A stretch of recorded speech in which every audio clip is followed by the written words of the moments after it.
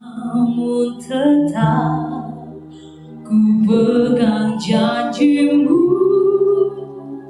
pengharapanku hanya padamu. Hatiku percaya, hatiku percaya, hatiku percaya,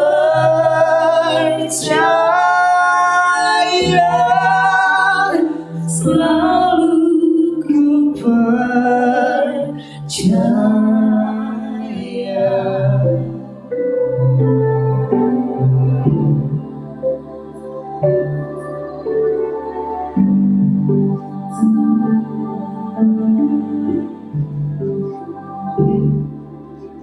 Saat ku tak melihat jalanmu, saat ku tak mengerti rencanamu, namun tetap ku pegang janjimu, pengharapanku hanya padamu.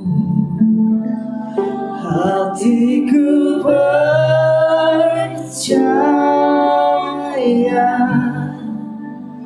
hatiku percaya, hatiku percaya, selalu ku percaya.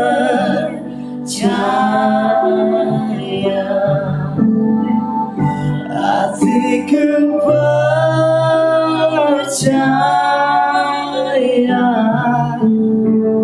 hatiku percaya,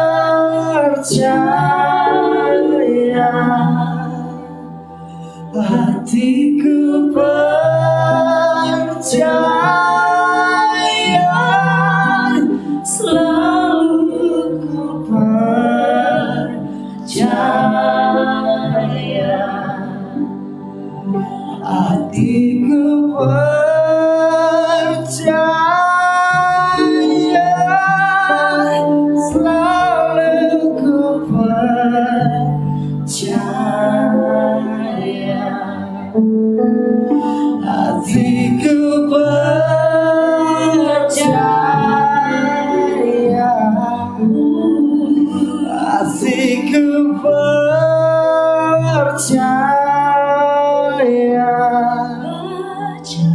hatiku percaya, selalu ku percaya. Hatiku percaya, hatiku percaya, hatiku percaya, selalu ku percaya. Hatiku percaya, selalu ku percaya. Hatiku percaya, hatiku percaya,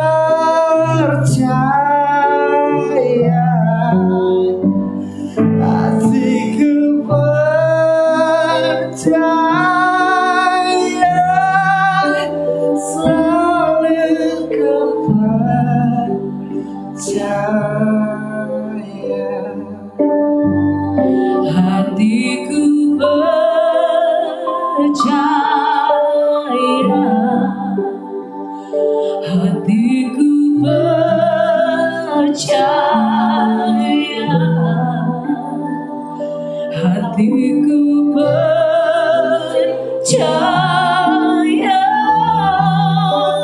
selalu ku percaya,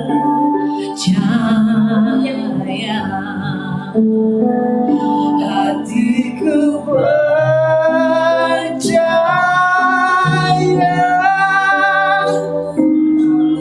ku percaya,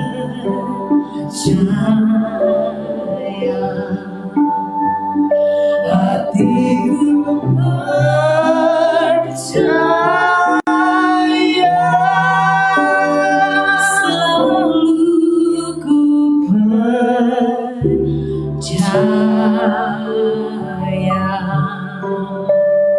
hatiku percaya.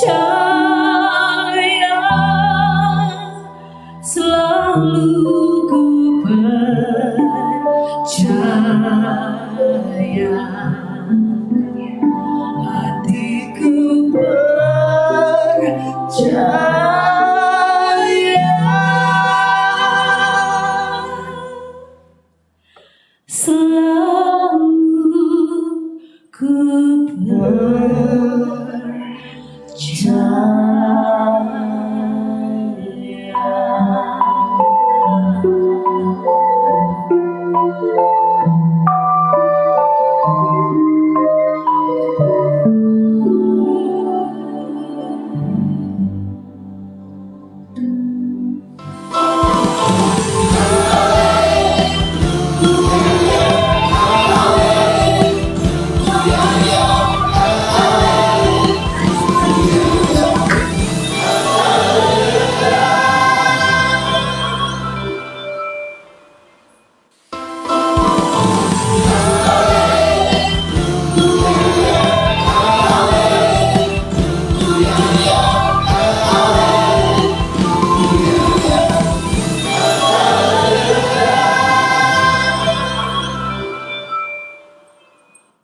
Shalom saudara, senang sekali kembali kita bersama-sama dengan saudara sore hari ini. Dan seperti biasa kita akan membahas hal-hal yang seputar kita sederhana di seputar kita yang sering terjadi di sekeliling kita. dan tentang kita Yes, dalam bincang sore bincang sore kita.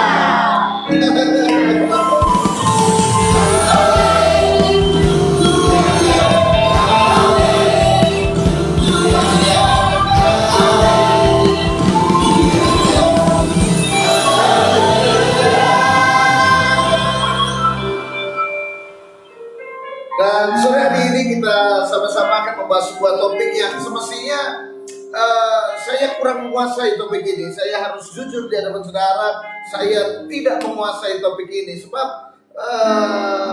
topik hari ini adalah topik yang sangat berlawanan dengan hati saya. Makanya saya berkata harus jujur di hadapan saudara, saya tidak menguasainya. Tapi nanti di akhir dari segmen ini saya mau katakan buat saudara, saya mau curhat dengan saudara kenapa saya tidak menguasai topik ini. Wow, kalau begitu saya jadi penasaran. Sebab ini tidak dibicarakan dalam skrip kita ya. Kali ini saya mau menyapa dulu teman-teman kita yang sedang mendukung acara kita. Ya. Ada Pak Albert Buswairin. Waduh, ini kan Abe. Abe itu teman seperjuangan. Terus ada Kak Alce Wantalangi, Ibu Pendeta Besar yang dari Surabaya. Thank you kakak yang sudah ikut nonton. Ada Denny Kristiono dari Nabire. Thank you Den. Terima kasih, tetap dukung acara kita ya.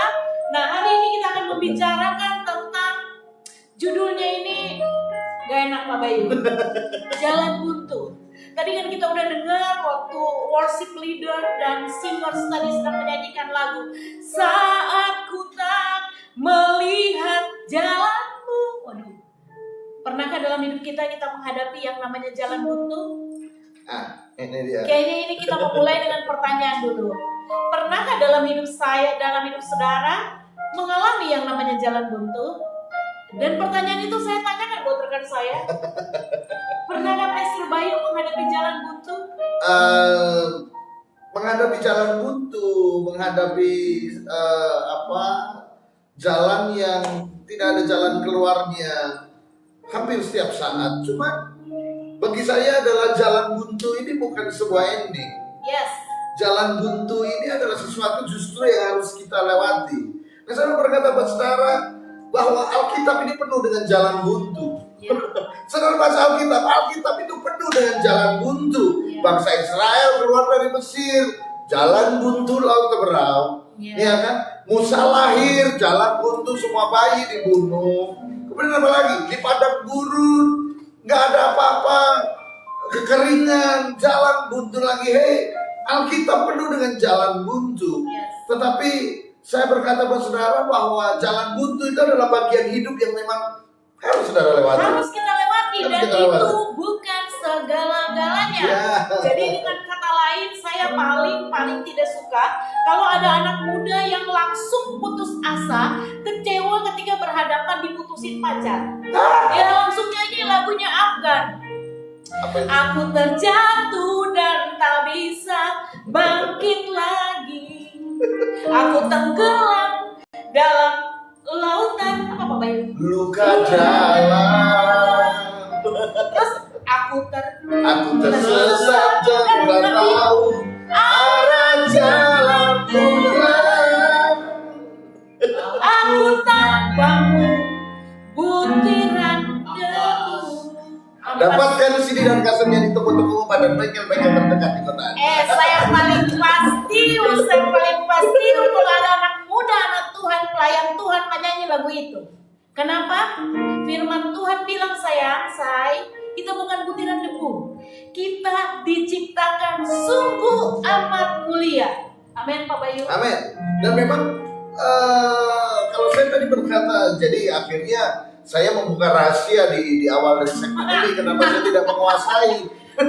Saya tidak menguasai topik ini. Karena begini, kenapa saya tidak menguasai topik ini? Karena, saya mengalami jalan buntu, tetapi pada akhirnya nggak jalan buntu tuh, selalu ada jalan keluar. Yes. Selalu Tuhan buka jalan. Jadi artinya makanya tadi saya bilang bahwa begini saudara, jalan buntu harus saudara alami, jalan buntu harus saudara lewati. Tetapi saudara nggak usah takut sebab setiap kali jalan buntu ada kabar baik buat saudara, ada jalan keluar. Yes. Sebab Tuhan kita adalah, Tuhan berkata begini, Tuhan kita adalah Tuhan sang jalan, bukan pembuat jalan. No. Yeah. Tuhan bukan pembuat jalan. Tuhan Dialah jalan sang itu jalan itu sendiri. Yes. Makanya berkata begini, I am the way, I am the truth, and I am the life. Yes. Ya kan, aku adalah jalan, aku adalah kebenaran, dan aku adalah hidup. Ya. Ini dia. Jadi tidak ada ceritanya anak Tuhan jalan buntu. Ya.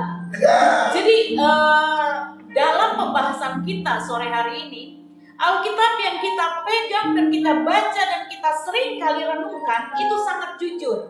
Ketika dia menceritakan tokoh-tokoh hebat, orang-orang penting yang dipakai Tuhan pada zamannya, mereka pun dengan jujur mengalami yang namanya jalan buntu. Ya. Nah, dalam beberapa waktu yang lalu ketika saya share firman Tuhan beberapa menit, saya sempat singgung tentang yang namanya Naomi. Ya, Naomi benar-benar berhadapan dengan satu situasi yang sangat-sangat tidak enak, Pastor Bayu. Ya. Pertama, Elimelek suaminya meninggal. Ya. Dan dalam beberapa waktu kemudian, anaknya Mahlon dan Kilion itu pun dipanggil Tuhan. Nah, secara manusia, apa yang dialami oleh Naomi, dia bilang apa? Jangan waktu dia kembali lagi ke daerahnya, waktu dia pulang kampung istilahnya, semua orang bilang, hey itu kan Naomi. Dia bilang, no, jangan panggil aku Naomi. Naomi itu memiliki pengertian menyenangkan. Jadi sama seperti arti nama saya Pak Shirley itu memiliki pengertian menyenangkan. Kalau saya sudah mulai tidak menyenangkan, ganti nama, bikin acara. Sebab arti nama membawa sifat. Naomi yang menyenangkan, Naomi yang artinya menyenangkan, ketika dia mengalami jalan buntu, suami dipanggil Tuhan, anak-anaknya yang dua, harapan Musa dan bangsa, istilahnya laki-laki dua-dua, tiba-tiba dipanggil pulang, dia mengalami jalan buntu. Dia bilang, stop panggil saya menyenangkan, panggil saya bitterness. Marah. Karena memang kadang-kadang kita nggak ngerti. Naomi memberi nama anaknya Mahlon dan Kilion. Saudara tahu arti Mahlon dan Kilion? Ya. Arti Mahlon dan Kilion itu adalah lemah dan sakit-sakitan. Wow. Berarti nama membawa sifat. Yes, nama membawa sifat. Kalau pepatah orang Eropa, mereka berkata the man and the name is not the man. Nama itu bukan orangnya. Ya. Tetapi untuk anak-anak Tuhan, bangsa Israel, mereka nama itu mewakili karakter Yes. seseorang. Sekarang saya pengen tanya, Bayu itu artinya apa? Angin-angin. Udah dijawab. Namanya Aaron, ya. Harun. Indonesia Harun. Gilang gemilang. Kalau Harun cemerlang, gilang Yes, gemilang. ya. Jadi ketika Naomi yang artinya menyenangkan, dia mengalami jalan buntu, dia bilang stop, jangan panggil aku lagi menyenangkan, panggil aku pahit. Nah, kekasih Tuhan, adakah di antara pemirsa semua di rumah, ketika mengalami tekanan hidup, ketika mengalami jalan buntu, mulai berkata, jangan panggil saya seperti itu lagi. Jangan, seperti Naomi bilang, jangan panggil aku menyenangkan, jangan sebut aku lagi pendeta. Ada loh yang kayak gitu. Aku berhenti melayani Tuhan. Jangan panggil aku lagi Pak Pendeta, sebab saya juga sedang mengalami jalan buntu. Nah, Jadi makanya saya berkata bahwa kita harus lewati. Tadi pagi saya menyampaikan sebuah perenungan dalam program kita, ada program setiap pagi Kingdom Lifestyles by You. TOP BGT. Artinya Jam berapa? jam 9. Artinya by You itu adalah olehmu. Jadi olehmu saya diberkati, olehmu saya diangkat, olehmu saya mendapatkan kesempatan baru, olehmu saya diberkati, dan semua karena olehmu. Dan tadi pagi saya berkata begini, orang baik juga bisa mengalami hal yang buruk. Ya. Ingat saudara, orang baik juga bisa mengalami hal yang buruk. Lalu kenapa dia disebut orang baik? Simple. Karena ketika dia mengalami hal yang buruk, dia tetap berespon baik. Yes. Maka dia disebut Jadi orang dia baik. sempat ganti nama. Yang dulunya orang baik, jangan panggil aku orang baik. Karena memang begitu. Alkitab juga mencatat begitu. Jadi hari ini kalau ada di antara saudara sedang mengalami jalan buntu, hey, saudara bukan orang yang baru pertama kali, dan saudara tidak sendiri. Semua kita pernah mengalami jalan buntu. Bahkan Alkitab mencatat begini, 7 kali orang benar jatuh, 7 kali dia akan bangkit lagi. Yes. Artinya apa? Yang pertama, orang benar pun bisa jatuh. Yes. Nah, Jadi kalau ada di antara saudara mengalami kejatuhan, jalan buntu, mengalami dihina dan sebagainya, hey, it's okay, nggak apa-apa. 7 kali orang benar jatuh, dia akan bangkit lagi. Yang pertama itu tadi, orang benar bisa jatuh. Yang kedua, bedanya kalau orang benar jatuh, dia akan bangkit lagi. yes, Sama. Pastor, Ya. saya hari ini bersuka cita banget sebab senior kita sedang nonton kita.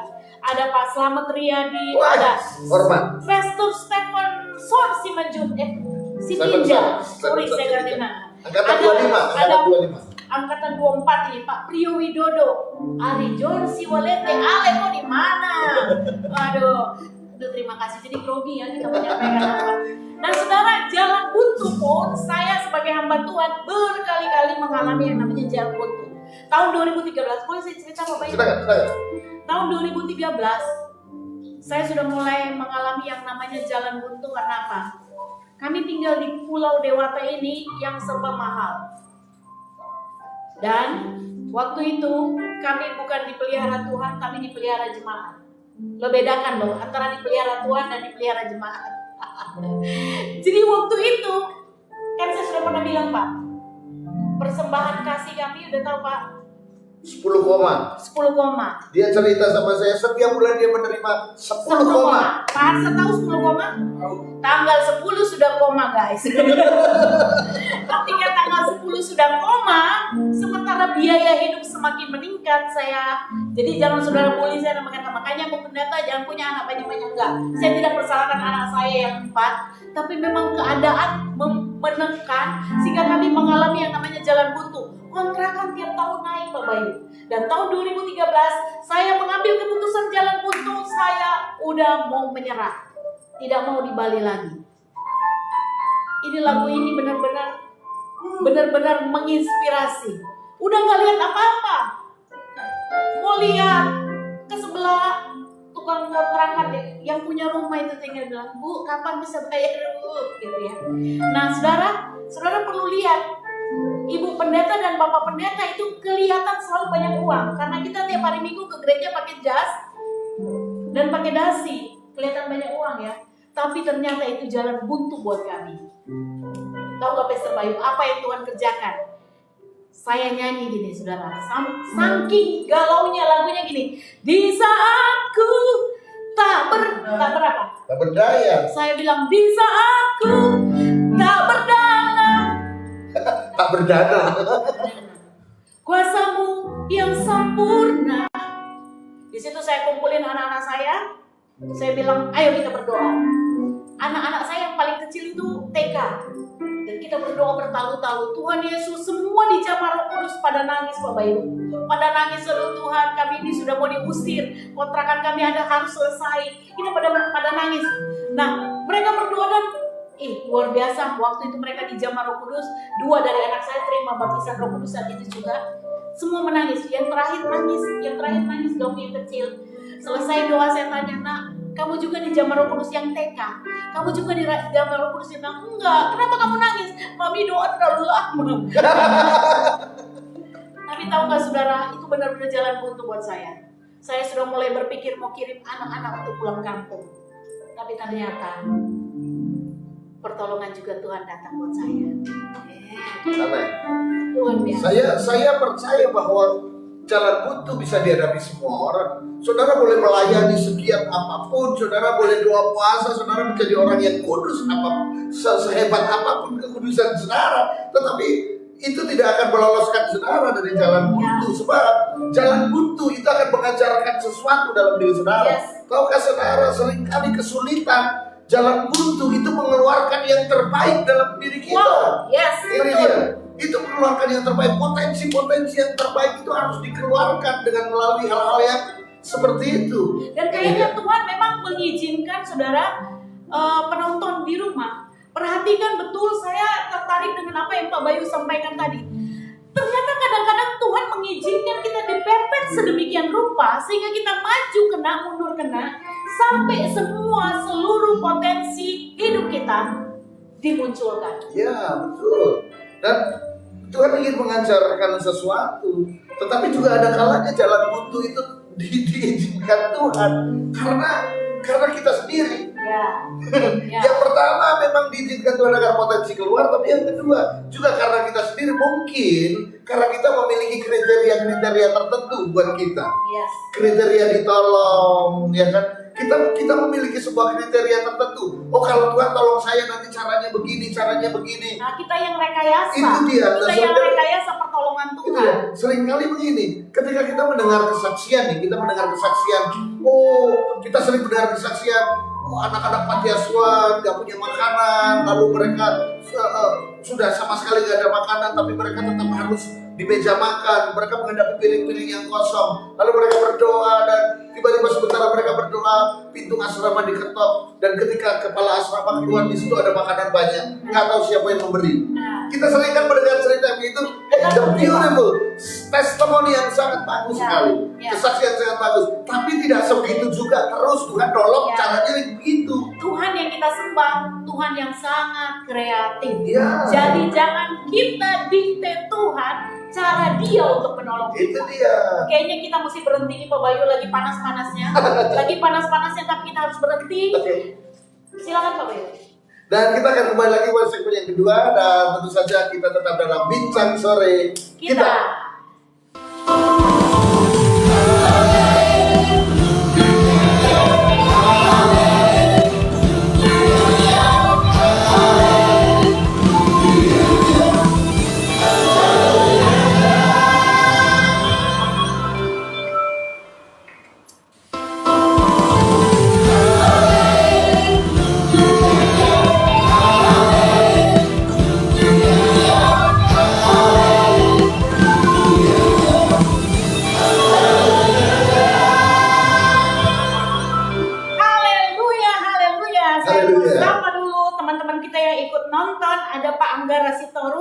Ada Maria Magdalena, si cantik yang tomboy tapi sekarang dia ibu gembala sidang. Haleluya.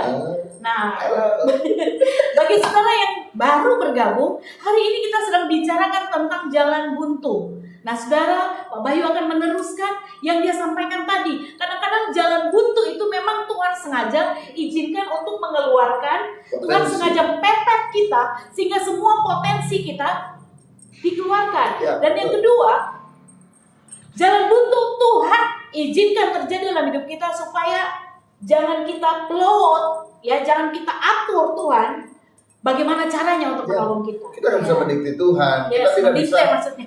Plot. Kita ya, bahasa orang tua. Kita plot. Kasihan so tua.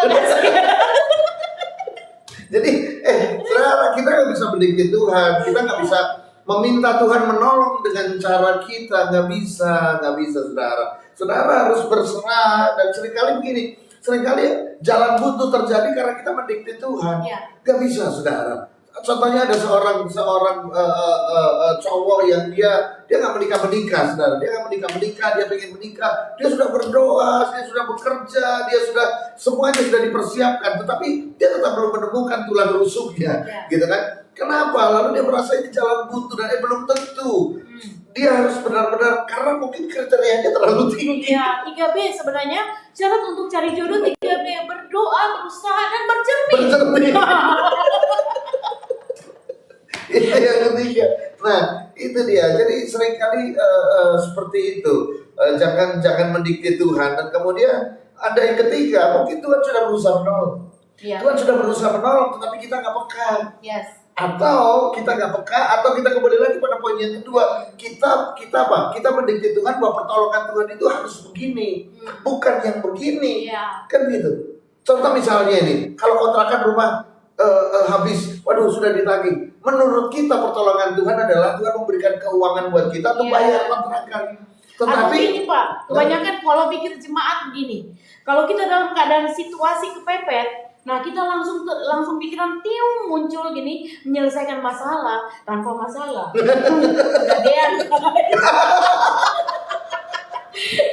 Dia nggak tahu habis ini masalah baru ketika jatuh tempo. Nah itu dia. Jadi ya begitu, karena kita mendikte Tuhan, kita pikir kalau masalah keuangan maka Tuhan akan memberikan kita uang lalu kita bayar. Enggak, belum tentu. Bisa saja Tuhan bikin yang punya kontrakan pura-pura lupa. Dia nggak tagih-tagih sama kita. Kalau kita nyanda itu, pemilik kontrakan dia tetap ingat. Nah ini kayaknya sama dengan sifat saya. Barang boleh lupa, saya taruh di mana-mana. Kalau doi kita ingat terus, taruh di mana, nggak bakalan kita lupa. Nah saya lanjut, saya punya kesaksian tadi ya. Waktu saya ngalami jalan buntu, jawaban Tuhan buat saya bukan dikasih duit untuk bayar kontrakan, tapi tiba-tiba ada seorang hamba Tuhan, dia datang dan bilang begini, saya punya tanah, kamu mau nggak tinggal di situ? Nah haleluya kan? Haleluya. Apakah masalah selesai? Belum. Tidak selesai. Ternyata tanah yang dikasih tidak ada jalan, guys. Untuk pindah rumah juga perlu biaya kan? Nah, jalan tidak ada. Bagaimana saya mau membangun? Tidak ada jalan. Tahu nggak, suami saya itu seorang hamba Tuhan yang sangat profetik. Waktu kami pergi lihat tanah itu, dia bawa kayu, nggak ada jalan, buntu. Itu jadi semak belukar, rawa waktu itu tanah itu. Suami saya bawa kayu, saya bilang, ngapain kamu bawa kayu? Dia bilang, kalau Musa sanggup dengan tongkatnya belalau ke berau, saya dalam nama Yesus, jalan terbuka untuk kami. Waktu dia lakukan itu bulan Oktober, Desember, ada jalan terbuka untuk kami. Tidak ada jalan buntu, guys. Tidak ada jalan. Ya, memang. Jadi jalan buntu itu memang sesuatu yang memang harus kita lewati. Kita cuma lewat aja kok. Makanya Mazmur berkata bahwa melalui lembah yang gelap, melewati lembah bayang-bayang maut, you just passed away. Saudara cuma sekedar lewat. Saudara tidak tinggal di situ. Banyak orang sedih karena mereka waktu berada dalam lembah kekelaman, mereka berpikir mereka bakalan camping di lembah kekelaman. Padahal sekalipun aku berjalan, gak mungkin jalan di tempat, berjalan, melewati. Ini dia.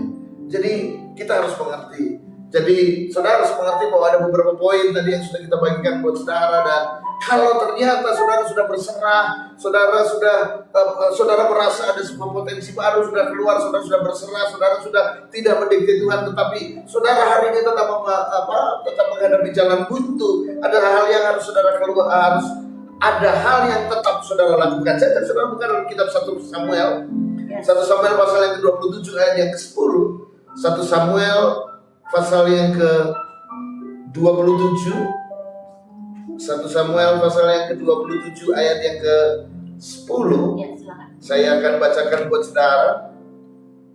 Jadi ini adalah peristiwa ketika Daud meminta perlindungan kepada orang Filistin dengan Raja Akhis di Gat. Ya. Nah, ini dia ayat yang ke 10. Dan ketika Daud diberi sebuah tempat di daerah orang Filistin, ditaruh di Siklag. Lalu coba mari kita lihat. Sepertinya Daud juga mengalami jalan buntu. Dia pulang ke kerajaannya, juga dia dikejar oleh anaknya, mau dibunuh di padang gurun, sudah tidak aman. Dia bahkan bersembunyi di tempat musuh. Lalu dia benar-benar mengalami jalan buntu. Dan ketika dia diberikan sebuah tempat di Siklag, ini yang dilakukan Daud. Ini luar biasa. Ini dia ayat yang ke-9. Saya bacakan kepada saudara. Apabila Daud memusnahkan negeri itu, seorang pun tidak dibiarkannya hidup, baik laki-laki maupun perempuan. Ia merampas kambing domba, lembu keledai, unta dan pakaian. Kemudian pulanglah ia dan kembali kepada Akhis. Jika Akhis bertanya, perhatikan baik-baik, di mana kamu menyerbu pada hari ini? Maka jawab Daud, di tanah Negeb Yehuda, atau di tanah Negeb orang Yeramel, atau di tanah Negeb orang Keni. Asal dijawab aja sama Daud. Lalu ayat 11, Daud tidak membiarkan hidup seorang pun, baik laki-laki maupun perempuan, untuk dibawa ke Gat. Sebab pikirnya, jangan-jangan mereka mengabarkan tentang kami dan berkata, beginilah dilakukan Daud. Perhatikan baik-baik ayat terakhir. Itulah kebiasaannya selama ia tinggal di daerah orang Filistin. Jadi dengar, sekalipun Daud bersembunyi, tetapi Daud tidak pernah memadamkan rohnya. Daud tidak pernah memadamkan semangat bertempurnya. Daud tetap mempertahankan jiwa keprajulitannya. Ini dia. Itulah kebiasaan yang dilakukan oleh Daud. Dia tetap mempertahankan rohnya. Dia tidak mau padam. Dia tetap melatih tangannya untuk berperang. Dia nggak mau jadi petani. Karena Daud memang seorang petempur. Ini dia. Jadi hari ini kalau saudara menghadapi jalan buntu, saudara ngerti mesti bikin apa? Satu hal yang saya mau pesan buat saudara, jangan padamkan rohmu. Lakukan apa yang tetap harus saudara lakukan sebagai anak-anak Tuhan, sebagai hamba Tuhan, sebagai apapun profesi saudara. Tetap kerjakan dan dengan penuh semangat. Yes. Ini dia. Sebagai satu contoh, ini banyak rekan hamba Tuhan yang sedang menonton. Saya sangat setuju sekali dengan beberapa teman hamba Tuhan yang saya lihat ketika masa lockdown terjadi, mereka tidak mati gaya, tapi mereka online. Nah, salah satu yang saya sangat terberkati dengan kehadiran Bayu yang setiap jam 9 pagi. Ini membuktikan begini, saudara. Kita buntu, gereja ditutup, jemaat gak boleh semua datang beribadah karena faktor usia dan faktor banyak protokol kesehatan yang harus kita taati. Tetapi tidak membuat para hamba Tuhan berpikir dan mempersalahkan keadaan, mempersalahkan pemerintah dan mempersalahkan Tuhan. Tetapi mereka justru muncul ide-ide baru. Nah, saya sama Pak Bayu punya siaran sendiri. Saya dan beberapa teman saya di tim kami, saya belajar untuk bikin satu tayangan yang memang yang menonton belum banyak Pak Bayu. Baru ya paling banyak kemarin 600-an. Tapi saya cuma berpikir begini, seandainya saya bikin khotbah di gereja dalam masa seperti ini, pasti yang dengar cuma berapa orang Pak Bayu? Paling banyak 25 orang. Tetapi ketika kita mempergunakan media sosial, saya percaya lebih banyak lagi jiwa yang kita jangkau. Jadi jangan padamkan roh saudara. Kalau saudara menghadapi jalan buntu, lockdown kah, apapun itu namanya, saudara nggak perlu kecil hati. Jangan padamkan roh saudara. Tetap lakukan apa yang harus saudara kerjakan. Ini dia. Satu ayat lagi buat saudara, sebuah ayat yang sangat terkenal, ayat yang semua saudara pasti tahu, Matius 7 ayat yang ke-7 sampai ayat yang ke-8. Ini dia. Itu nomor cantik itu. Ayat favorit. Matius 7 ayat 7. Silakan Pak Bayu. Matius pasal yang ke-7. Kita baca dari ayat 7 dan 8. Ini dia. Saya bacakan buat saudara. Mintalah, maka akan diberikan kepadamu. Carilah, maka kamu akan mendapat. Ketuklah, maka pintu akan dibukakan bagimu. Berarti nggak pernah ada jalan buntu. Selama saudara mencari, saudara meminta, selama saudara mengetok, tidak akan pernah ada jalan buntu. I tell you. Ingat baik-baik saudara. Kalau hari ini saudara menangis sendirian di kamar saudara, masih ada Tuhan yang bisa menolong saudara. Kalau hari ini saudara didatengin dan kolektor atau apapun, masih ada Tuhan yang sanggup menolong saudara. Tidak ada jalan buntu. Ayat yang ke-8 saya bacakan ke saudara. Karena setiap orang yang meminta, perhatikan, menerima, dan setiap orang yang mencari mendapat, dan setiap orang yang mengetuk pintu baginya dibukakan. Yes. Ayat ini berkata apa, saudara? Ini ketuk, cari, minta itu kata kerja, aktif. Aktif, ya. Aktif, saudara. Yes, yes. Jangan pasif, minta, cari, ketuk, dan Tuhan berjanji. Ini dia, buat segala sesuatu Dia siapkan bagi yang minta, Amen. disiapkan bagi yang mencari, dan disiapkan bagi yang mengetuk. Yes. Ayat yang ke-8, barang siapa mencari, dia akan mendapatkan. Yes. Jadi Tuhan sudah mempersiapkan. Yes. Cuma masalahnya nggak banyak orang yang melakukan hal ini.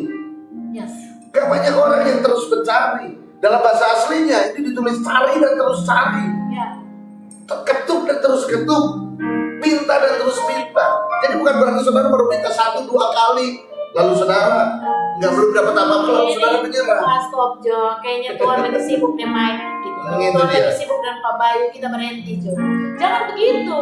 Nah saya sangat setuju, saya sangat ini nih yang lagi nonton nih, Pak Priyo Widodo. Saya kagum suami istri ini, mereka ada acara streaming doa dan firman. Kalau nggak salah subuh dan malam. Itu terus menerus kan saya lihat udah berbulan-bulan mereka lakukan. Ini luar biasa. Saya sangat kagum dengan hamba Tuhan yang tidak menyerah di situasi sulit seperti ini. Bahkan pernah dalam suatu siaran saya lihat sementara mereka lagi berdoa, sementara lagi streaming, tiba-tiba Indio down. Tapi dia tetap ngomong, maafkan ya jemaat, kalau siaran terhenti, saya bilang tetap hadirat Tuhan tetap tersambung. Semangat bro, semangat, kami salut. Ini dia. Nah, ini tipe-tipe yang begini ini yang tidak akan berkata udah ada Tuhan, aku mau mati aja. Enggak. Kadang-kadang orang yang jalan buntu itu bawaannya pengen mati loh. Iya betul. Karena merasa mati. Karena merasa gak punya apa-apa, gak bisa apa-apa, gak bisa lakukan apa-apa. Iya. Padahal banyak hal yang tetap bisa dilakukan. Dan yang terpenting di sini adalah bagaimana sikap saudara. Ini penting. Bagaimana sikap saudara setelah mengetuk, bagaimana sikap saudara setelah mencari, dan bagaimana sikap saudara setelah saudara meminta. Itu lebih penting, saudara. Itu lebih penting. Kalau saudara butuh pekerjaan, yang saudara lakukan adalah apa? Minta sama Tuhan, lalu apa? Cari pekerjaan. Ya. Gitu kan? Ketuk pintu perusahaan. Jangan coba terus di rumah cari alasan. Saya ingat ada satu orang jemaat yang pernah juga bilang begini, Ibu Pendeta, minta tolong doakan saya untuk pekerjaan. Dan belum lama dia ngomong, belum sempat kami berdoa, tiba-tiba ada tawaran untuk bekerja, dan kami yakin yang nawarin pekerjaan ini juga jemaat. Pekerjaannya pekerjaan yang sesuai dengan tidak melawan kehendak Tuhan artinya. Dia masih begini, waktu saya tawarin, Pak, ini loh, sudah ada lowongan. Bapak, saya belum sempat berdoa, tapi Tuhan sudah jawab lewat saudara seiman. Tahu gak dia jawab apa? Kalau gitu saya mau doa puasa dulu. Ini orang betul-betul mau kerja tuh mau cari masalah. Ini kayak begini nih, yang pemalas begini nih. Kadang-kala saudara nggak perlu berdoa, saudara cuma perlu melangkah. Ya. Saudara nggak perlu berdoa puasa, saudara cuma saudara perlu bertindak, saudara. Kalau saudara itu makanya dipikirnya Tuhan senang melihat yang begitu. Bah, Tuhan nggak senang, saudara. Tuhan lebih senang orang yang berdoa dan kemudian bergerak. Ya. Jangan berdoa kelamaan. Saya bukan tipe orang yang hati berdoa. Tentu saja doa adalah nafas hidup kita. Tetapi berdoa, setelah berdoa bertindak. Ya. Jangan cuma berdoa, saudara do nothing. Kalau saudara cari pekerjaan, cari ketuk, bawa lamaran saudara, CV saudara dari satu perusahaan ke perusahaan yang lain. Di sini ditolak, di sebelahnya ditolak, sebelahnya ditolak, sebelahnya lagi. Ya. Kan begitu. Yes. Saya anak saya yang nomor 3, dia belum bisa kuliah tahun ini karena pandemi ini. Dia berusaha cari kerjaan, terus dia belum pernah bekerja. Dia tulis di CV-nya, aku akan bekerja sekian-kian. Modal saya, aku akan bekerja sekian-kiannya. Dan saya orang yang gampang diajar. Lu keren kan? Saya sampai gini, belum pernah mungkin orang bikin CV kayak gini ya. Jadi waktu ditanyain waktu wawancara, kamu bisa nyapa? Bapak mau tanya bis tentang apa? Kalau tentang yang saya tidak kuasai, saya bisa belajar. Keren kan? Iya memang harus begitu. Ya. Kan gitu. Jangan terjebak dengan passion deh. Iya. Hari-hari ini anak-anak kita, anak-anak muda banyak yang nggak melakukan apa-apa. Kenapa nggak melakukan apa-apa? Bukan passion saya. Kadang bahkan malah begini yang lebih parah gini. Kenapa kamu nggak lakukan apa-apa? Saya belum menemukan passion saya. Nah, Orang Surabaya, kalau ketemu anak yang begini, orang Surabaya bilang mateng kon. kalau yang seperti ini saya pinjam katanya Bapak Rohani saya, malaikat di surga korban berkata sama-sama, Kita pembicaraan kita seru sekali, tapi kayaknya kita harus berhenti, Pak. Gitu kan? Kita harus berhenti. Oke, Di kita segmen akan ketiga ini saya mau sapa juga, ada Rika Munadi, ada Sela Pati Rane. Halo. Di Poigar. Saya di Poigar. Tunggu kapan datang di Poigar, Sela. Potong jalan. Oke, kita akan bertemu di segmen yang ketiga. Saudara bisa bertanya. Kalau ada yang mau bertanya boleh lewat Messenger, lewat hub, nomor HP yang ada tertera di bawah ini, boleh juga lewat WA.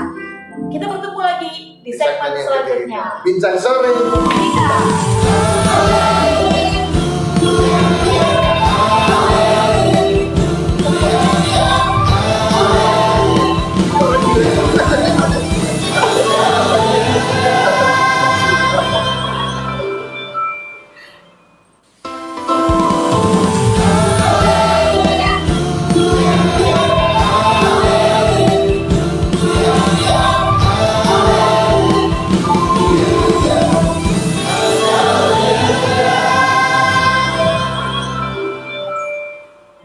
Haleluya. Di segmen yang ketiga ini kita akan melanjutkan bincang sore kita sore hari ini.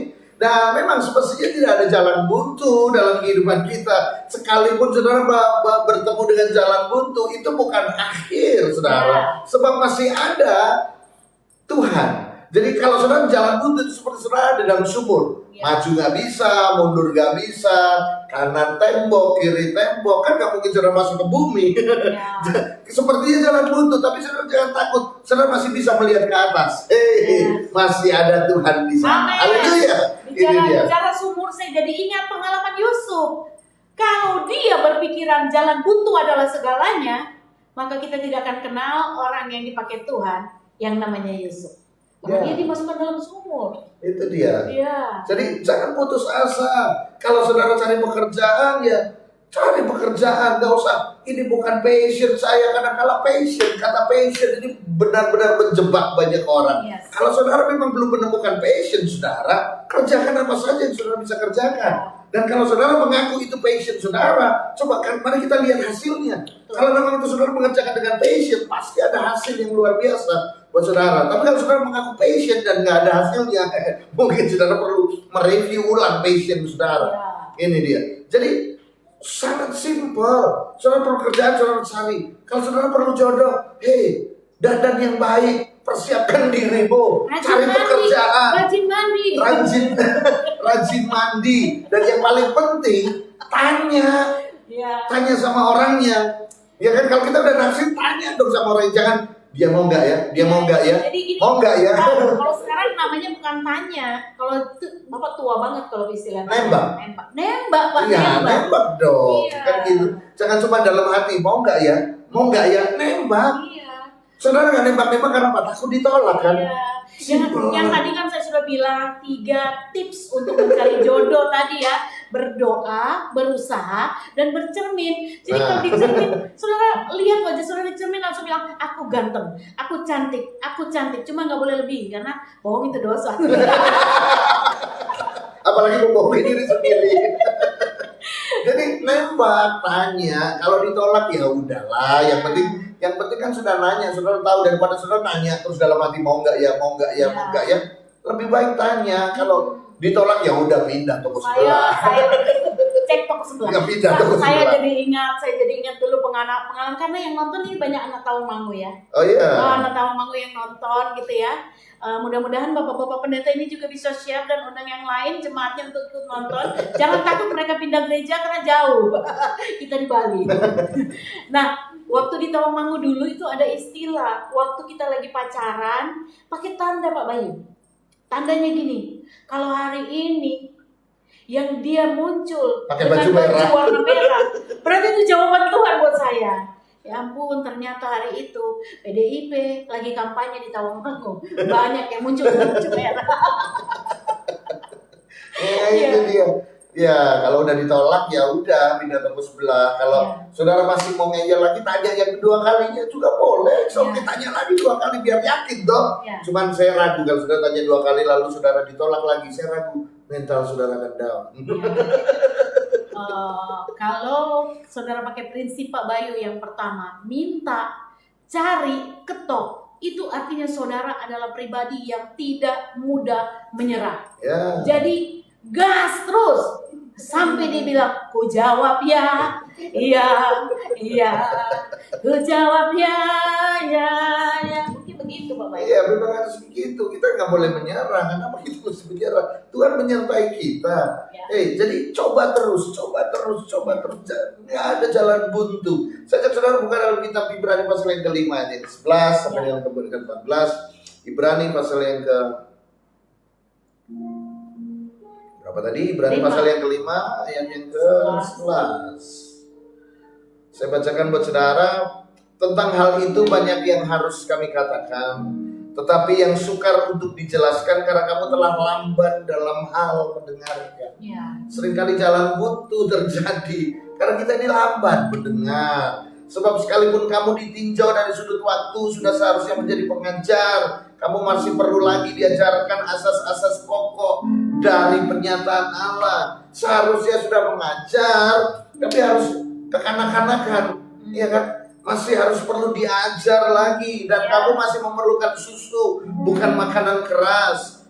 Ini dia. Sebab barang siapa memerlukan susu, ia tidak memahami ajaran tentang kebenaran, sebab ia adalah anak kecil. Tetapi makanan keras adalah untuk orang-orang dewasa yang karena mempunyai panca indera. Perhatikan ini, panca indera yang terlatih untuk membedakan yang baik daripada yang jahat. Jadi di akhir daripada segmen ini saya berkata buat saudara bahwa kita perlu belajar dari hari ke hari. Kita perlu menjadi orang-orang yang memiliki kecerdasan rohani. Kita perlu memiliki pembaharuan akal budi kita. Roh kita ketika kita lahir baru, roh kita langsung diperbaharui. Tapi akal budi kita, jiwa kita, itu yang perlu kita rawat. Makanya Rasul Paulus berkata, kerjakanlah keselamatanmu dengan takut dan gentar akan Allah. Mengerjakan keselamatan itu artinya adalah apa? Terus setiap hari memperbaharui jiwa kita, pola pikir kita. Sebab pola pikir saudara, cara pandang saudara, itu akan menghasilkan hasil yang berbeda. Dia akan menentukan langkah-langkah hidup saudara. Jadi ubah pola pikir saudara, ubah cara pikir saudara. Nggak ada cara yang lain untuk mengubah pola pikir saudara kecuali saudara terus melakukan kebenaran firman. Jadi terus saja ikuti, terus lakukan. Ngerti nggak ngerti, ikutin aja. Sebab kebenaran firman itu yang akan mengupgrade. Saudara jangan salah, kecerdasan rohani saudara akan terus saudara dapatkan ketika saudara melakukan firman. Bukan hanya mempelajari firman, tapi melakukan firman itu akan mengupgrade kecerdasan rohani saudara. Dan ketika saudara di-upgrade, maka cara pandang saudara juga akan berubah. Dan karena cara pandang saudara berubah, maka juga akan mengubah cara hidup saudara. Semua diawali dari jiwa, akal budi, pemikiran saudara. Ini dia. Jadi ini yang perlu kita pelajari. Memang jalan Tuhan tak terselami, yes, saya percaya. Tetapi bukan tidak bisa dilihat. Jalan Tuhan tak terselami, tapi Tuhan masih bisa kita ikuti jejak-jejaknya, saudara. Dengan cara kita mengerti firman-Nya. Sebab ketika saudara mengerti firman-Nya, saudara mulai pemikiran saudara naik, di-upgrade. Maka minimal saudara, pemikiran saudara akan mendekati pemikiran Allah. Ini dalam bahasa saya, mendekati. Tentu saja kita tidak akan pernah bisa mendekati pemikiran Allah, tapi minimal kita bisa mengikuti pemikiran Allah. Ada pertanyaan yang masuk, Pak Pendeta. Mari, silahkan. Pertanyaannya seperti ini, Pak. Dari siapa? Dari seseorang. Samwan. Ini namanya Samwan. Berarti mungkin dia adiknya Wawan. Pertanyaannya seperti ini, Pak Pendeta. Saya sudah menunggu pasangan hidup selama 6 tahun. 6 tahun. Oke. Perlukah saya berdoa puasa untuk pasangan hidup? Kira-kira jawaban Pak Bayu apa? Perlukah saya berdoa puasa untuk pasangan hidup? Ini kayaknya mengalami jalan buntu dalam Jadi begini, Ya. Yang pertama adalah tadi saya berkata bahwa ada hal-hal yang memang kita perlu doa puasa. Rasanya doa puasa untuk mengusir setan. Ya. Untuk yang model begini harus diusir dengan doa dan puasa. Tapi untuk jodoh, saudara diberikan hikmat. Ya. Bagaimana orang-orang yang memang dia cinta Tuhan, dia cinta saudara, dia mengasihi Tuhan, dia mau bertumbuh, dia bisa menjadi imam dalam hidup saudara, bukan hanya rohani, tetapi dia juga dia telah bersiap menikah. Artinya kalau dia cowok, dia punya pekerjaan yang jelas, dia punya pemasukan, dia orangnya bertanggung jawab. Saya rasa kriteria-kriteria yang seperti itu cukup. Kalau saya jodoh dari Tuhan itu pertama, jodoh dari Tuhan paling pertama laki-laki dan perempuan. Cuma dua jenis jodoh. Tidak ada Joni dan Jono, no. Laki-laki dan perempuan. Ya, itu jodoh dari Tuhan. Jadi jangan pernah kita kasih terlalu banyak kriteria. Terus yang kedua pertanyaannya, maaf ya kalau saya agak ekstrim jawabannya. Bolehkah saya berdoa puasa 6 tahun menunggu? Bolehkah saya saudara? Doa puasa itu terlalu sakral hanya untuk cari jodoh. Maaf. Iya. Dan sekali kemudian 6 tahun, penting. 6 tahun menunggu itu maksudnya menunggu jodoh datang atau menunggu seseorang. Dia sudah ditunggu. Sekarang Pak Bayu, kalau prinsip Alkitab, ini yang bertanya ini cewek ya. Prinsip Alkitab ini, Tuhan carikan Adam jodoh pada waktu Adam tertidur.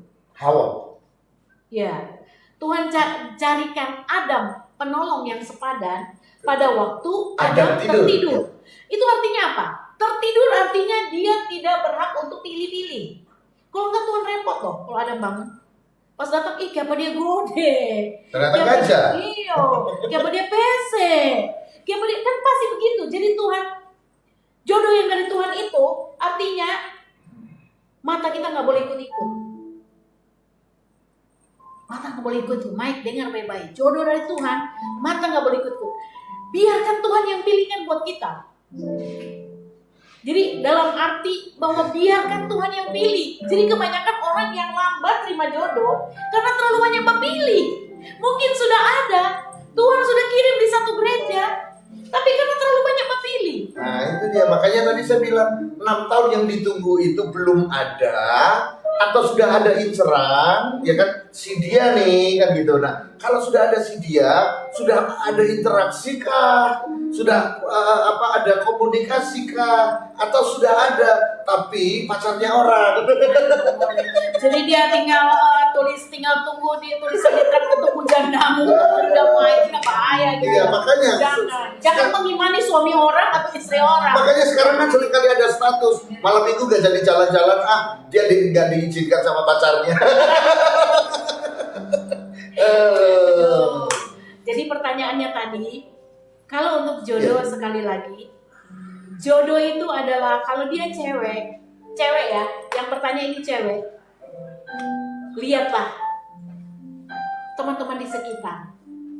Gak usah jauh-jauh lah, gak usah jauh-jauh minta kriteria ini. Lihat, siapa tahu Tuhan sudah taruh di sekitar, tapi kita kurang menyadarinya. Jadi kalau doa puasa untuk cari jodoh, Bapak rohani saya bilang sama dengan kita mau bunuh nyamuk pakai nuklir.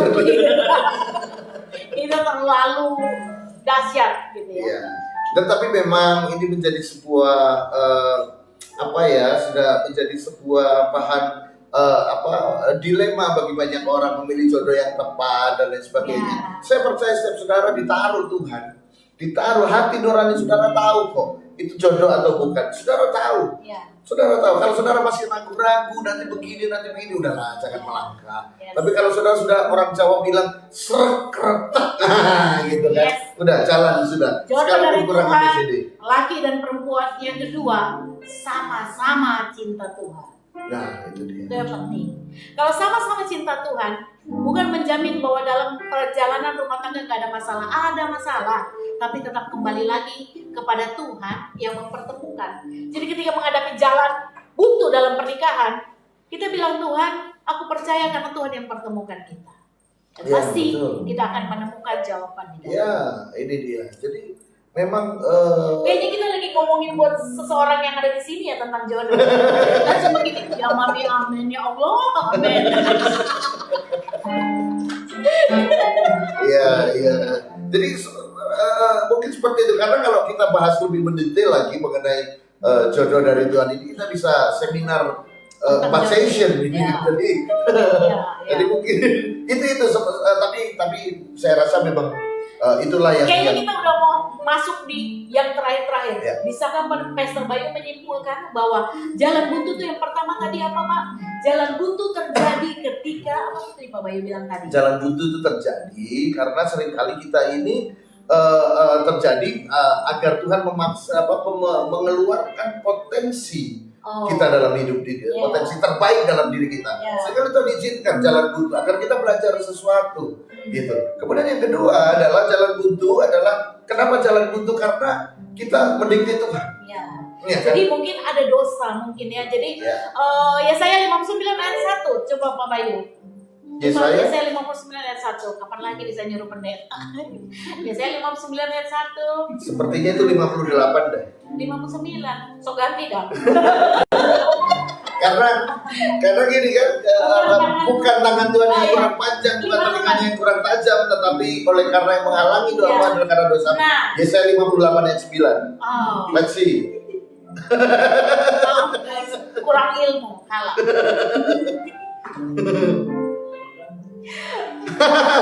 Benar ya? Saya dapat hadiah kipas angin cantik. Iya. Pada waktu itulah aku akan memanggil dan Tuhan akan menjawab. Aku akan berteriak minta tolong dan aku berkata, ini aku apabila engkau tidak lagi mengenakanku kepada sesamamu dan tidak. Ini dia. Menunjuk-nunjuk jarimu kepada orang lain. Tadi saya ayat berapa? Ampuni kami Tuhan. Yesaya 59 ayat 1 kalau nggak salah. Sesungguhnya tangan Tuhan tidak kurang panjang. Nah, kan saya yang benar Pak. Iya. Kipasnya dikembalikan lagi. Sesungguhnya tangan Tuhan tidak kurang panjang untuk menyelamatkan dan pendengarannya tidak kurang tajam untuk mendengar. Tetapi yang merupakan pemisah antara kamu dan Allahmu ialah segala kejahatanmu, dan yang membuat Dia menyembunyikan diri terhadap kamu sehingga Ia tidak mendengar ialah segala dosamu. Ini dia. Ya, mesti ngomong sama saya ampun semua. Karena kemarin kita ada di Komsel di FA Family Altar, kita sedang bahas ini. Saya kemarin bahas ini. Tapi saya maafkan, cuma beda sedikit, 58 sama 59 tipis. Ya lah, beda-beda tipis lah. Sama teman. Aku mengampuni, pergilah dan jangan berbuat dosa lagi.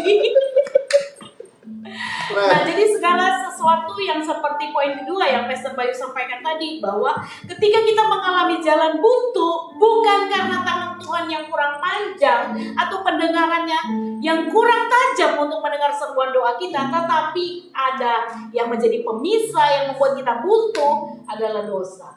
Ini dan untuk itu kembali lagi bahwa yang pertama yang saudara kerjakan adalah jangan padamkan roh saudara. Apabila itu tidak, ketika kita tadi bahas, apabila saudara sudah melihat tidak ada kesalahan, tidak ada dosa, tidak ada pelanggaran, saudara tidak mendikte Tuhan, saudara sebuah cek saudara hati saudara dan tidak menemukan sebuah alasan untuk saudara mendapatkan jalan buntu, ini dia yang saudara lakukan adalah jangan padamkan roh saudara. Ingat, Daud tetap melatih tangannya untuk berperang. Setiap hari dia keluar dari Siklak untuk apa? Untuk tetap melatih agar dia tidak kaku. Dia tetap juga berperang. ada satu ayat yang dia berkata, mengapa kau tertekan hai jiwaku? Ketika dia berada dalam situasi yang buntu, hatinya untuk menyembah, untuk mencari Tuhan seperti merasa tertekan, seperti merasa kalau orang sekarang bilang jenuh, seperti merasa ada sesuatu yang membuat dia tidak bisa mencapai hadirat Tuhan. Tetapi dia bangkitkan pribadinya, dia bangkitkan hatinya dan berkata, mengapa kau tertekan hai jiwaku? Jadi ada sesuatu yang memang kita harus bangkitkan dari dalam Jadi Siklak juga kan Daud menguatkan kepercayaannya. Ada ayat yang bilang Daud menguatkan kepercayaannya. Saudaraku yang dikasih Tuhan, kalau saat ini saudara sedang dalam situasi suasana yang sepertinya saudara dipepet dan saudara mengalami saat jalan buntu, kalau saudara sedang dalam posisi mengalami satu hal yang belum saudara selesaikan, ada yang saudara buat yang dosa di hadapan Tuhan, segera minta ampun. Tetapi kalau saudara memang diizinkan Tuhan untuk melewati masa itu, kuatkan kepercayaan saudara. Kuatkan kepercayaan saudara. Katakan dalam jiwa saudara, mengapa kau tertekan? Tetap mempercayai Tuhan. Ini dia. Itu yang paling penting. Dan kembali lagi bahwa saudara lakukan firman. Ya. Lakukan firman, kuatkan iman percaya saudara dan terus lakukan firman. Itu akan mengupgrade pola pikir saudara. Itu akan mengupgrade cara pandang saudara terhadap masalah. Yes. Ini dia. Jadi kalau saudara menghadapi hal-hal yang seperti itu, ketika saudara kembali lagi pada firman, saudara ikutin aja apa kata firman, kerjakan, kerjakan. Sama seperti saudara kalau disuruh upgrade handphone saudara kan tidak perlu ngerti ini program apa, ini apa, ikutin aja, tekan tombolnya, maka handphone saudara akan di-upgrade. Jadi kalau firman Tuhan yang saudara baca menyuruh saudara melakukan sesuatu, ikutin aja, nanti pelan-pelan akan terupgrade saudara. Saudara nggak perlu ganti kepala, saudara nggak perlu ganti otak saudara. Cukup saudara setiap saat saudara upgrade, maka saudara akan memiliki cara pandang yang luar biasa. Makin hari makin mendekati cara pandang saudara dengan Tuhan. Sama ketika saudara di mana di mobil saudara dan GPS, ikuti instruksinya aja. Belok kanan. Jangan saudara belok kanan. Sepertinya ada gang deh. Jangan, ikutin aja. Itu dia. Nanti kalau saudara tidak ngikutin, paling GPS bilang apa? Recalculating. Menghitung ulang kan gitu. Nah, kalau saudara tidak mengikuti jalan-jalan Tuhan, saudara mengikuti jalan-jalan saudara, ya recalculating, akan menghitung ulang lagi. Cuma saudara akan sampai pada tempatnya, cuma jalan saudara tambah jauh. Yes. Saudara yang dikasih berputar. Tuhan, jangan pernah saudara, ketika saudara dalam situasi buntu seperti ini, pikiran saudara jadi kosong. Sebab ketika pikiran saudara sedang kosong, yang ada pikiran setan yang suara setan yang bekerja dalam pikiran saudara yang berkata, saudara sudah tidak berguna. Hidupmu udah tidak berguna, hidupmu mengecewakan banyak orang, hidupmu nggak penting, hidupmu menyusahkan banyak orang, lebih baik kamu mati. Dan akhirnya gak sedikit yang kita lihat, banyak orang percaya ambil keputusan bunuh diri. Demi nama Yesus kita hari ini kalau kita bicara tentang jalan buntu, saudara, ini firman Tuhan buat saudara semua yang sedang mengalami hal ini. Jangan biarkan pikiran saudara kosong dan diisi dengan suara-suara di luar sana. Jangan saudara pakai suara-suara di luar sana yang mungkin saudara suara dari suami, suara dari mertua, suara dari orang-orang yang bisa dipakai iblis untuk membuat saudara ngambil keputusan bodoh, mati, bunuh diri. Ya. Jadi hari ini tidak ada jalan buntu. Ya. Sekali lagi saya berkata, tidak ada jalan buntu. Ya. Bersama dengan Tuhan tidak ada jalan buntu. Kalau hari ini saudara menghadapi jalan buntu, masih ada Tuhan. Yes. Kalau hari ini saudara mendapatkan tidak tahu harus berbuat apa, masih ada Tuhan. Yes. Kalau hari ini saudara merasa lemah, tidak ada satu orang pun yang menepuk pundak saudara, masih ada Tuhan. Yes. Kalau hari ini saudara merasa ditinggal sendiri dan saudara merasa memikul beban saudara sendiri, saya berkata kepada saudara, masih ada Tuhan. Yes. Tidak ada jalan buntu, sebab Dia adalah Tuhan yang selalu buka jalan, karena Dia adalah sang jalan itu sendiri. Ingat saudara, mari saya mengajak saudara untuk terus bertumbuh dalam kedewasaan rohani, berubah cara pandang saudara, memiliki kecerdasan rohani, memiliki pembaharuan budi melalui apa? Melakukan firman, melalui apa? Mengisi terus dengan firman Tuhan. Amin, saudara. Saudara yang dikasihi Tuhan, di akhir-akhir segmen ini saya mengingatkan kembali sama seperti awal saya bercerita tentang Naomi. Kalau Naomi tinggal dalam kebuntuan, maka tidak ada generasi selanjutnya yang akan menjadi hebat di tangan Tuhan. Lewat Naomi, walaupun secara tidak langsung keturunan Naomi, dikatakan bahwa ada Daud, raja di Israel. Bahkan selanjutnya keturunan Rut dan Boaz itu muncul juru selamat kita. Nah saudara, jangan pernah berpikir buntu. Masa-masa pahit, masa-masa sepertinya saudara tidak menemukan apa-apa, sepertinya saudara dipepet oleh satu suasana yang membuat saudara tertekan. Ingat, Tuhan belum selesai dalam hidup saudara. Belum selesai berkarya dalam kehidupan saudara. Tetap pandang Tuhan.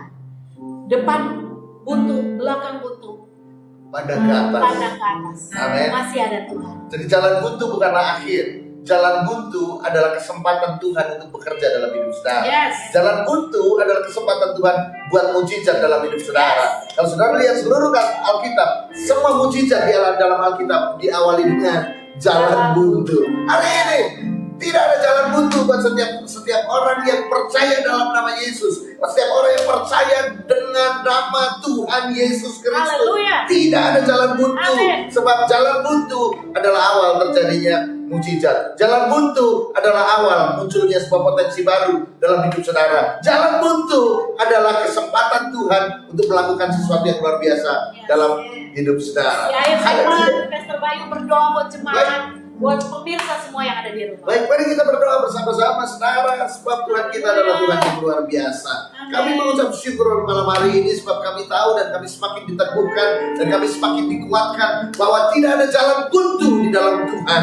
Di dalam Tuhan akan selalu ada jalan. Sebab Engkau adalah Tuhan yang berkata, aku adalah jalan, akulah sang jalan.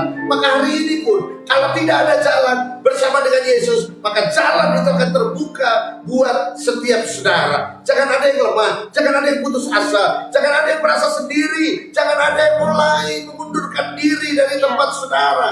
Hari ini di dalam roh saya berkata ada beberapa di antara saudara, beberapa, bukan satu dua, beberapa di antara saudara. Saudara mulai berpikir untuk quit, saudara berpikir untuk berhenti, saudara berpikir untuk mundur dari pelayanan saudara. Saya mau berkata sama saudara, tidak ada jalan untuk mundur.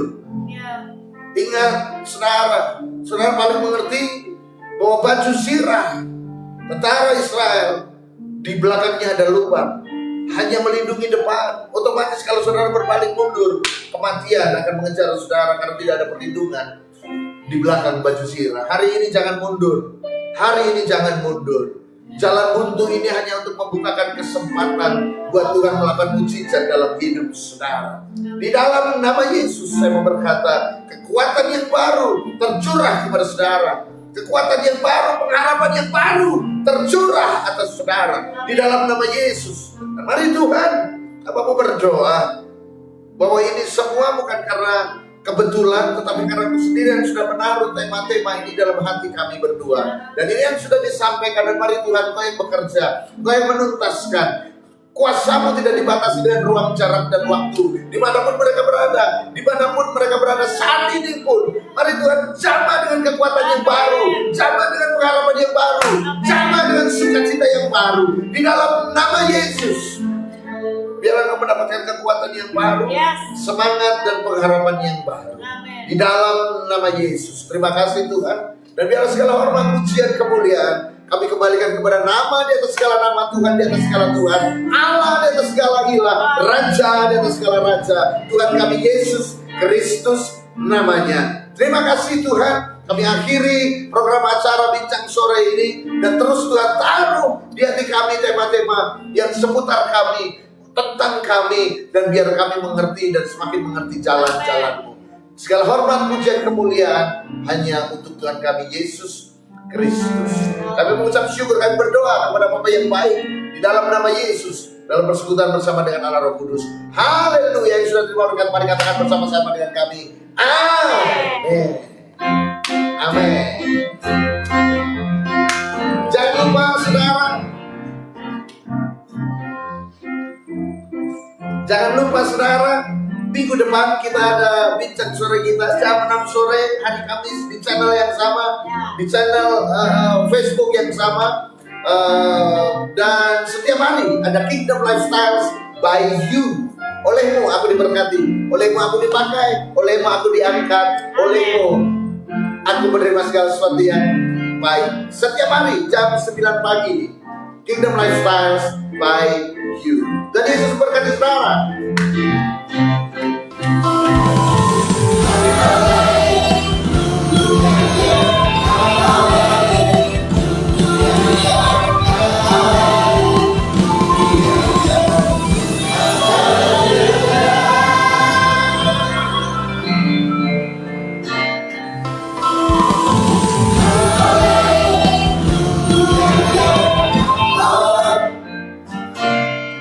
Ada satu saudaraku yang setia, tak pernah dia tinggalkan diriku. Di waktu aku susah, waktu ku sendirian, Dia selalu menemani diriku. Ada satu sobatku yang setia, tak pernah dia tinggalkan diriku. Di waktu aku susah, waktuku sendirian, dia selalu menemani diriku. Namanya Yesus, namanya Yesus, nama Yesus yang menghibur hatiku. Namanya Yesus, namanya Yesus, nama Yesus yang menghibur hatiku.